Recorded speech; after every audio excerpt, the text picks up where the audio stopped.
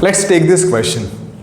Have a look at this question. You can read, and I think probably you will be able to solve this very easily. Not very complex thing. What they are saying is that they are saying that this is the P block. Okay, I'll make a small P block over here. Actually, you don't require a P block that it could be understood in a simplest manner. Like this is what the P block, small P block I have made. This is here actually is the helium, right?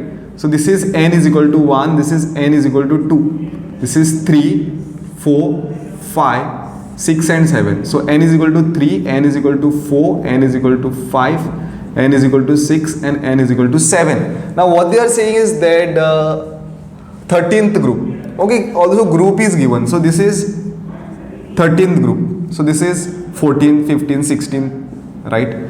So 13th group element, it is 4s to 4p1, means it is belonging to this group, means this is that element, because they have said that outermost electronic configuration is 4s to 4p1, right? So it is this 1 means 4p1 is here, 4p2 is here, 4p3 is here, 4p4, 4p5 and 4p6 is this. It is that way, right? So the electronic configuration of element of the P block period 5 means it is somewhere here and diagonally to element X. So which element in the period 5 is diagonal to this? It is this element. So it is obvious, from the options you can easily figure out what is that element. It is this element. I'm just understanding, we don't know what is that element. If we write the names of the elements over here, we will get it, but I'm just, since it is unknown, let it be unknown only. So this is 5, right? So last electron should be present in a 5 orbital, 5th. So ns2 np5 we are saying, so 5s2 5p something, right? So 5s2 5p2, no, because here this was what, 5s2 4s2 4p1, because it is higher and it is 13. So this is 14 means what? It is 5s2 4p. If it was over here, this element will be 4s2 4p2. So down it is what? 5s2 5p2. It could be understood in that way. So basically we are talking of which element? It is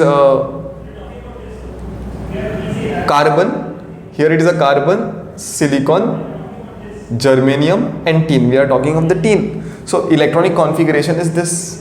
Okay, it is very simple. So this is how you can really easily understand the position of the element. You can easily find the atomic number also for that by doing small rough work. And for that, I'll tell you a trick. You have to know the element group wise, like group 1, group 2 you should be knowing group wise, group 13, 14, 15, 16, 17 and 18 you should be knowing group wise. Okay, that will be that will make your understanding or the remembering periodic table very easy. Okay, then there is a D block element you will be learning in the series, like this is where the D block element, right? This is what your D block element over here. So you will learn them in the series, first series, second series, third series. Okay, that way, that is scandium, titanium, vanadium, chromium, manganese, iron, cobalt, nickel, copper, zinc, that way. So D block you learn in series, S and P block you learn in group. See, we should be knowing atomic number. I'll say that if you know atomic number elements in a sequence of the atomic number, like first is hydrogen, then helium, lithium, beryllium. If you know this 30 and above, like 40, that is enough. All the elements, I'll not say that if at this moment, if you don't know all the elements in atomic number, don't study them that way. Study them group wise, in fact. So that will help you more in figuring out where is the position of the element in that periodic table. And that was the whole purpose of this question.